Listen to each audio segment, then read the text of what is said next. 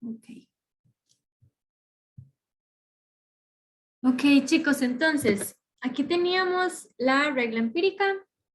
Ya dijimos que esta es una curva de densidad. Aquí se ve gráficamente, pero en la siguiente diapositiva yo tengo, se van a imaginar que es la misma curva, una curva normal, pero ahí vamos a ver la densidad ya gráficamente. Entonces, esto que tengo aquí son los datos, eso no está en la diapositiva, pero para que sepan, son los datos aproximados de la edad promedio a la que entró una generación de estudiantes a alguna universidad. Entonces, los estudiantes que entraron en esa generación o en ese año tenían en promedio 21 años y ese valor está aquí. Entonces, esta recta que viene acá, el valor el eje X, lo que tiene son los años. Significa que hay mucha gente sobre el 21, ahí está el promedio, la mayoría de la gente tenía 21 años, pero vean que hay valores hacia abajo. Entonces, hay gente que entró con menos de 21 años. Aquí podríamos tener gente con 20 años o gente con 19 años, pero si yo veo la densidad ahí o la cantidad de cabezas ahí es menos las personas que tenían 19 o 18 años que las que tenían 21. Y pasa lo mismo hacia el otro extremo del gráfico. Entonces, aquí voy viendo cada vez menos cabezas donde voy avanzando hacia edades mayores. Entonces, por ejemplo, 22, 23, 24 o no sé, 30, 35, ahí los que hayan para arriba, ahí yo veo menos cabezas o menos caras porque hay menos personas que entraron a la universidad con 29 o 30 años. Pero entonces, esta recta de aquí tiene las unidades que tenga el promedio. Si eran años, pues son años. Cuando eran calificaciones de la gente, aquí estaban notas para todos. Si fuera, qué sé yo, no sé, las ventas de una empresa, yo tendría en la parte de aquí las ventas en dólares, por ejemplo, y todo estaría en dólares. Entonces, ¿se acuerdan que en el cuestionario había una pregunta que decía que marcaran la curva? Espérense para ver si la podemos ver literal. ¿Dónde estaba? A ver cómo está. Ah, ahí estaba salir. No salí. Voy, chicos. Es que esa sí quiero que la veamos tal cual porque creo que la fallaron bastantes. Necesito que la revisemos. Ok. Ah, vean, esto no lo había visto y aquí salió el primero, el segundo y el tercer lugar. Ok. Ahora sí. 5 puntos extra, profe. 5 puntos extra en la clase de hoy, ¿será? Que no tiene evaluación. Vamos a ver. Ok, vean, chicos, entonces, la pregunta que quiero que veamos es esta. Creo que si la edito la puedo ver en grande.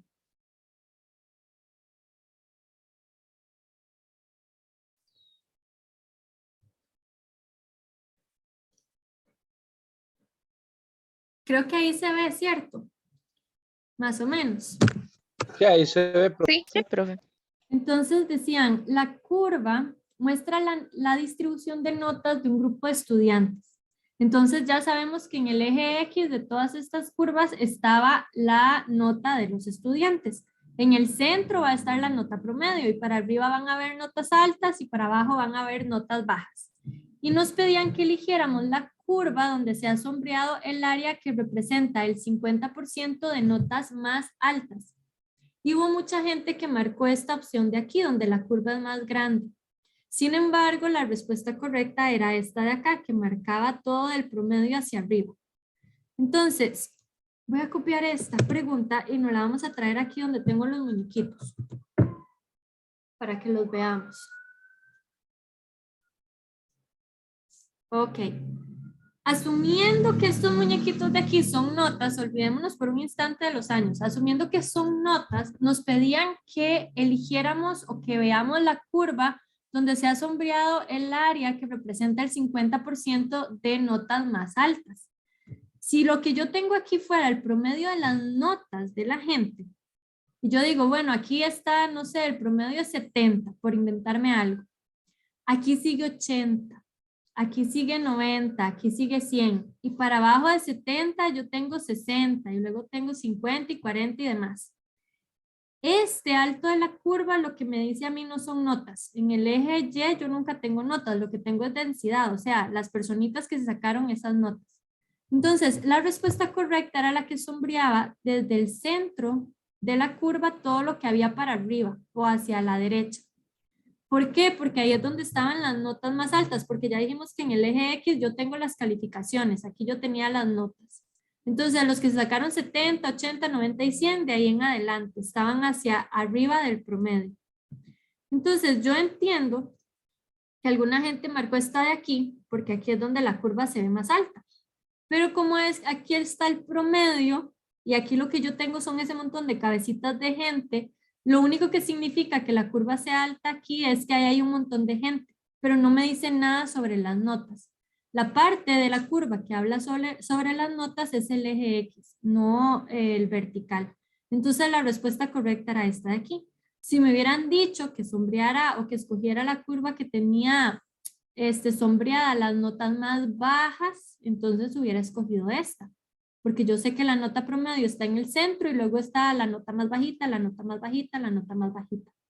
Y el alto de la curva solo me dice que un montón de gente se sacó el promedio, unos poquitos menos se sacaron una nota un poquito más baja, casi nadie se sacó una nota terrible, que sería el alto de la curva aquí al final. Entonces, respecto a la curva normal, eso sí es importante que lo consideren, porque después vamos a ver histogramas. Histogramas son gráficos de barras, y los gráficos de barras están aquí metidos dentro de una curva normal, que eso también es una forma de pensarlo. Yo podría... Profe, una consulta. Sí. ¿En Digamos, en el segundo, sí, en el segundo gráfico, esta? ¿para qué lo representaría? Porque si usted dice que las notas más altas son los que van abajo, digamos, las notas, Ujú. no sería como ese pedacito, las notas más altas que hay. De fijo, estas de aquí tienen notas más altas que esta. Estoy completamente de acuerdo con vos en esa. El tema ahí es el porcentaje, el 50%. En teoría, yo aquí tengo en el promedio, cuando tengo una curva normal, voy a volverme a donde estaba esta de aquí. La vamos a hacer grandota. O no, porque no se dejó, pero bueno. Esta de aquí es la que me va acumulando porcentajes. Entonces, si la curva tiene hacia la parte de arriba los mismos porcentajes que tiene hacia la parte de abajo, yo puedo decir que el promedio la parte en dos partes iguales. O sea, 50% de la gente se saca más nota que el promedio y el otro 50% de la gente se saca menos nota que el promedio. Entonces son los porcentajes los que importan. La curva, de hecho, tiene esa cualidad, la curva normal, que si usted la corta aquí en el puro centro, lo que le queda de un lado es igual a lo que le queda del otro lado. Entonces era por eso, por el 50%, que ustedes podían escoger esta de aquí. Justo del promedio en adelante está la mitad de la curva, ese 50%. Puede ser que aquí yo tenga de fijo notas más altas que aquí, pero no es la mitad. Este sería un pedacito más chiquitito, que si vemos otra vez los porcentajes, entonces así como al batazo, porque va a ser al puro ojo, yo podría decir, bueno, lo que estaba sombreado era como un pedacito así, que tal vez ya no es el 50, sino que es este 13 más 2 más 1, como un 15% de la curva estaba aquí. Y ya ese 15 con este otro 34 o 35, ya ahí sí me da el 50. ¿Se entiende esa parte? Sí, profe, gracias. Entonces, me devuelvo a esta de aquí. Ya dijimos que es una curva de densidad. Vamos a quitar esta nota que nos habíamos traído, nada más para ver eso. Y ahora sí, entonces vamos a hacer la interpretación. Entonces, ya devolviéndonos ahora sí a la idea de que esta gente que entró a la U con cierta edad cumplida y que aquí tengo el promedio, son 21 años, o sea que mucha gente estaba ahí cerca del promedio, mucha gente entró a la U con 21 años, pero la desviación estándar es de 3,5 años. Nos piden que usemos la regla empírica, que les dije que le sacaran una foto o la apuntaran en algún lado, y que usen la regla empírica para hacer 3 afirmaciones que posiblemente sean verdaderas. Aquí yo estoy poniendo que puede que sean verdaderas o que posiblemente son verdaderas, porque la regla empírica es eso, digamos, algo que es empírico es algo que nos hemos dado cuenta porque lo hemos hecho muchas veces y siempre que lo hacemos, digamos que pega o anda muy cerca de pegar, digamos, anda muy cerca de ser la realidad. No es una ley, es nada más algo que como hemos visto que se repite siempre, podemos asumir que se va a seguir repitiendo. Entonces, hagan 3 afirmaciones usando la regla empírica y vamos a decir que esas afirmaciones posiblemente son verdaderas. Si alguien no había sacado foto de la regla empírica, me voy a volver un instante nada más para que le saquen la foto, la impresión de pantalla y ya me regreso otra vez al ejercicio para que tengan ahí el promedio y la desviación estándar a mano. Saquen la foto de eso o la impresión de pantalla ahí rapidín. Y ahora sí pasamos acá. Entonces, con la regla empírica hagan 3 afirmaciones de este grupito de gente que posiblemente sean verdaderas. Voy a igual a pausar la grabación para que no quede ahí un hueco y después la volvemos a poner. ¿Tienen 3 afirmaciones o necesitan un momento más?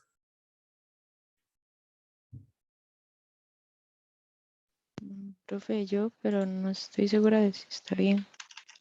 Dígame alguna de las afirmaciones, la primera y la vamos viendo. El 68% de los estudiantes se encuentra entre los 18 y 25 años. Redondeando ahí. Redondeando para arriba, sí. Ok, entonces te había dado 17,5 y 24,5. Ok, léamelo Igual, otra vez. Perdón. el 68% de los estudiantes se encuentra entre 18 y 25 años. Está casi completa. ¿Alguien quiere completar la de la compañera? Así como completar me refiero como si fuera para publicarla en un estudio. Puede ser que el límite inferior se encuentra por debajo de los 17 años y medio. En realidad el límite inferior es exacto los 17 años y medio, porque es lo que sale de la resta de 21 menos 3,5. Entonces, pero sí está bien hablar de límites. Si fuera así, de verdad, como para proyectos, es mejor hablar de límites que nada más decir entre tanto y tanto. Entonces, el límite inferior es 17,5, el límite superior es 24,5. Entre esos dos valores está el 68%. ¿Alguien quiere completar eso, chicos? ¿O tiene algo diferente? Que se pueda afirmar, no sé. Dígamelo, ¿se puede afirmar cómo fue? No, digamos, nada más agregarle eso, que se puede afirmar que el 68% de las personas que ingresaron está comprendido entre, y no mencionan los datos. Esa es digamos, eso sería como una buena práctica, la parte en la que dijiste el 68% de las personas que ingresaron. Casi siempre, por no decir siempre, o sea, a menos que el estudio sea de una única variable, que lo único que estudia fue edad, lo normal es que cuando damos una afirmación de este tipo, damos información sobre la población o le recordamos al lector cuál es la población de la que estábamos hablando. Entonces, sí, el 68% de las personas que ingresaron a la U tenían o se espera que tuvieran entre 17,5 años y 24,5 años. Esa es una afirmación verdadera. ¿Alguien tiene otro?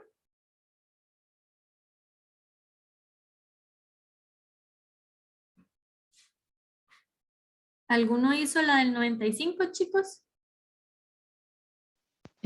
Profe, sería el 95% de los estudiantes que ingresaron se espera que tuvieran entre 14 y 28 años.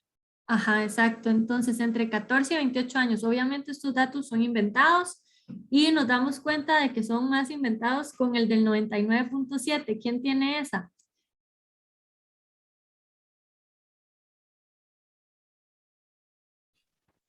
Profe, ¿puedo volver a hablar?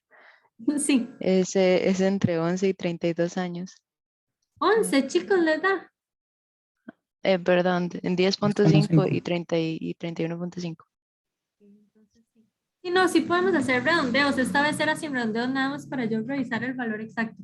Pero entonces sí, la última afirmación que podríamos hacer, si estamos usando así la regla empírica tal cual, es que el 99,7 creo que era el valor exacto, nada más para revisar. Sí, 99,7% de los estudiantes que ingresaron a la U tienen edades entre los 10,5 y los 31,5 años. De nuevo, esto es aproximado o esperado. Entonces, esas son formas de usar la regla empírica, así como muy sencillo. Ahora, obviamente, para que lo consideren, la regla empírica a mí me deja hacer despejes, ¿cierto? Yo tengo promedio, tengo desviación estándar, y con esto saco el límite inferior y límite superior. Pero entonces, si yo tengo el límite superior y el promedio, puedo calcular una desviación estándar. O si tengo un límite inferior y tengo una desviación estándar, puedo calcular un promedio. Entonces, para que consideren que esa es una forma en la que pueden usar la desviación estándar, en la que pueden usar la regla empírica también. Pueden usarla para hacer despejes, porque es una ecuacioncita sencilla, nada más. Bueno, ustedes saben, pasan a sumar lo que está restando, y pasa a multiplicar lo que está dividiendo o a dividir lo que está multiplicando. Entonces, ¿hasta aquí hay alguna duda, chicos, con este tema? De nuevo, aquí lo importante es acordarse que son aproximaciones. ¿Vamos bien, entonces? Ok. Entonces, ya con eso vimos diferentes cosas de las que venían en el cuestionario. Ya vimos media, la asociamos a desviación estándar. Con esas dos cosas juntas vimos la curva normal y haciendo uso de la curva normal vimos la regla empírica, así como en un repasín. Entonces, el tema que vamos a repasar ahora son gráficos de dispersión, porque aunque uno de los gráficos de dispersión, 26 de ustedes lo respondieron correctamente, el primero o la primera pregunta de gráficos de dispersión, solo 13 la respondieron bien. Asumo que después de ver la respuesta a la primera, entonces a algunos se les iluminó ahí la mente para responder la segunda. Pero entonces vamos a hacer un repaso chiquitito. Y de hecho, los gráficos de dispersión, ya de las reglas, de las herramientas de calidad que vamos a ver, propiamente es una herramienta de calidad. Un gráfico de dispersión lo usamos mucho a nivel de procesos productivos o a nivel de servicios para ver qué impacto tiene una variable sobre otra. Entonces, por ejemplo, nosotros podríamos tener un gráfico de dispersión que me deje ver a mí cómo se relaciona, por ejemplo, los que estaban en la práctica, bueno, no estaba el gráfico, lo que estaba era la ecuación en las preguntas, pero yo podría tener un gráfico de dispersión que me enseñe cómo se relacionan mis ventas con respecto a mis ganancias netas. Entonces, en teoría, entre más vendo, más ganancias tengo. Ese sería el ideal. Pero puede ser que no. Puede ser que hay un momento en el que resulta que tengo más ganancias y vendo menos porque, no sé, tal vez estoy haciendo algún chanchullo y entonces el gráfico lo enseña. O podría ser por algún motivo puntual. Por ejemplo, que tener poquitas ventas hace que pague menos impuestos ahí en alguna línea, como en algún límite especial. Entonces, cuando me encuentro cerca de ese límite, a veces empezar a vender más significa pagar más impuestos y tener un poquito menos de ganancia. Entonces, ese tipo de cosas las vemos en los gráficos de dispersión. Normalmente los gráficos de dispersión se ven como estos ejemplos que vienen aquí. Yo aquí tengo dos ejes, el eje X y el eje Y. En el eje X siempre debería tener la variable que yo creo que es independiente. Ustedes habían visto esto en estadística, ¿sí, verdad? Esto es repaso. ¿O no habían visto gráficos de dispersión? ¿Alguien tiene? Sí, sí se vio, profe, pero no está muy claro en este momento. Profe, yo recuerdo profe, que yo lo vi, como pero por ya no me encima, acuerdo. no a fondo, no me acuerdo. Sí, yo Ok. no sabía eso de la variable. Ok, entonces vamos a hacer el repaso profundo de gráficos de dispersión. En el eje X, que es el que está en la horizontal siempre, yo debería tener la variable que yo asumo que es la variable independiente. Y en el eje Y debería tener la variable que yo asumo que se ve impactada cuando algo le pasa a X, es decir, la variable dependiente. La Y depende de la X. Entonces, por ejemplo, si yo estaba diciendo que eran ventas y ganancias netas, yo asumiría que las ventas mías las pondría en la X, porque eso depende de lo que haga el vendedor en la calle. Pero las ganancias dependen de las ventas, entonces pondría las ganancias en el Y. Eso es lo primero que hay que tener en cuenta para hacer gráficos de dispersión. En el X, pongo la variable independiente y en el y la que dependa de x. Ahora, no siempre sé cuál depende de cuál, pero a veces sí, a veces son variables, digamos, la dependencia a veces es muy intuitiva o algo que yo puedo asumir o algo que ya sabemos por alguna ecuación que ya tenemos, digamos que estandarizada en alguna disciplina o así.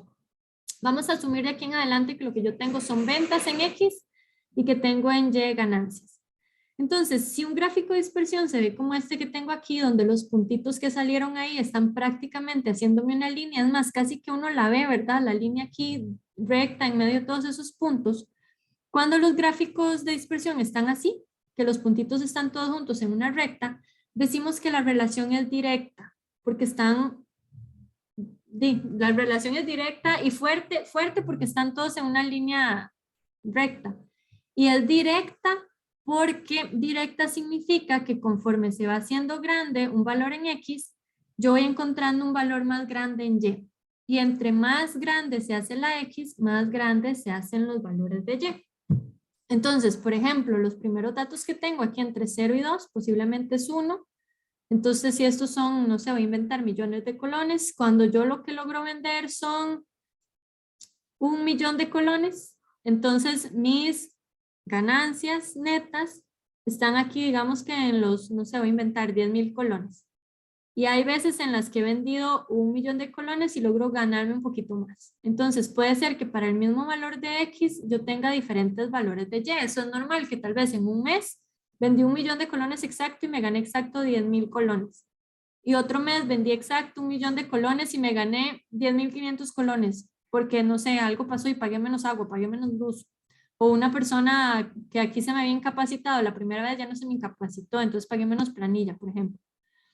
Entonces, y luego conforme voy avanzando por el gráfico y llego a valores grandes de ventas, por ejemplo, cuando vendo como 9 millones de colones, encuentro valores grandes de ganancia. Entonces, esa es una relación directa. Significa que cuando X crece, Y crece. Entonces va haciendo este tipo de gráficos que es una línea inclinada que va creciendo de izquierda a derecha, va subiendo. No sé si cuando vieron gráficos de dispersión o diagramas de dispersión vieron el valor de R o el valor de R cuadrado. ¿Tienen memoria de este indicador del R? Es recorrido, ¿verdad? No. No. Debe ser rango, no. ¿Es que? Rango. No sé lo Tampoco. que se me ocurrió ahorita. No, tampoco. El R es un indicador. No sé si R representará recorrido ahora que lo pienso, pero realmente lo que R hace es que digamos, es un indicador que siempre está entre -1 y 1. Y es un valor que lo que me dice a mí es qué tan fuerte es esta relación. Entonces, si yo no tengo los puntos, porque es muy normal que a veces uno lo que tenga es resultados, pero no tiene los datos con los que se construyeron esos resultados. Si uno no tiene el dibujillo y no tiene los puntos, pero tiene el valor de R, si me dicen que las ventas de mi empresa se asocian con las ganancias de mi empresa con un R que está cerca de 1 positivo, yo de una vez me imagino este grafiquito donde todos los datos van así como en filita y para arriba de izquierda a derecha. Ahora, aquí en este gráfico tenemos unos datos que van para arriba de izquierda a derecha, pero no están haciendo esa línea perfecta, sino que se van separando más unos de otros. Cuando yo todavía veo una relación directa, es decir, cuando todavía X se va haciendo grande y entonces Y se va haciendo grande, los datos van subiendo, pero están alejados unos de otros, creando más o menos como una nube dispersa de datos, yo esperaría un valor de R que esté lejos del 1 positivo. Entonces, si el R está cerca de 1 positivo, me imagino la línea. Si el R está lejos del 1 positivo, me imagino una nubecita. Ese valor de R se puede calcular a pie, pero es más o menos... Ay, Dios, aquí hay que devolvernos otra vez. Bueno, ahorita lo vemos en Excel mejor, porque en Excel puedo hacer el dibujito y ponerle la línea recta y ver las distancias y toda la historia. Pero entonces por ahora pensemos nada más en que hay un valor de R y si está cerca de 1, se imagina la línea, si está lejos del 1 positivo es una nubecita de datos. Y para el otro lado está la misma historia. Yo puedo tener relaciones fuertes, o sea, los datos en una línea, pero que van decreciendo de izquierda a derecha. Entonces, en este tipo de situaciones decimos que la relación es inversa. Es fuerte todavía. Fuerte significa que hace la línea recta, pero es inversa porque entre más grande se hace X, más chiquititos se van haciendo los valores de Y. Entonces pensemos en un ejemplo de este. Ya no pueden ser ventas y ganancias, pero hay uno que me acuerdo así que me quedó grabado en la memoria, que decía que entre más títulos académicos consigue una mujer a lo largo de su vida, por ejemplo, noveno, bachillerato, bachillerato del cole y de la U, licenciatura, maestría, etcétera, entre más títulos académicos tiene, menos hijos tiene también. Entonces, esa es una correlación que me acuerdo desde hace un montón y puede ser que ya no, o sea, que ya no se esté dando en la población, pero en algún momento existió. Y esa sería una relación inversa, que conforme crecen títulos académicos, decrece cantidad de hijos. Igual que con las que vimos antes, esas relaciones pueden ser inversas fuertes, o sea, hago la línea recta, o pueden ser inversas débiles. Da esa sensación de que los puntitos van bajando, pero como en una nube. Y en estos casos, el valor de R posiblemente va a estar cerca del -1. Entonces, si los datos son inversos, el R está cercano a -1. Y si los datos son inversos, pero ya no hacen la línea recta, el valor está en los negativos, pero está más lejos del -1, acercándose, digamos que como hacia el 0, y resto, puede ser 0,5, 0,4, por ahí. Entonces, estos son gráficos donde vemos relación, donde yo puedo imaginarme líneas en alguna dirección. Ahora, estos gráficos que están aquí son gráficos en donde yo no logro ver ninguna relación. Y para esos casos esperamos valores de R que estén muy cerca del 0, desde los positivos o desde los negativos. Entonces, el primer gráfico sí es muy obvio que aquí no hay relación. Yo no veo una línea que va bajando, ni una que va subiendo, ni nada. O sea, aquí no podemos decir que lo que le pase a X de alguna forma impacte en Y. Estos otros dos sí muestran una línea. Lo que pasa es que esa línea, a la hora de interpretarla, queda claro de que implica que no hay relación. Por ejemplo, aquí, Y es 3. Y es 3 siempre. Y es 3 cuando X es 1, cuando X es 2 y cuando X es 11. Entonces, si lo que le pase a X, si las variaciones en X a Y no la impactan de ninguna forma, pues X no está impactando en Y. Entonces aquí no hay ninguna relación. Y esto debería dar una línea así de puntos, debería dar un R de 0. Y aquí tenemos algo parecido.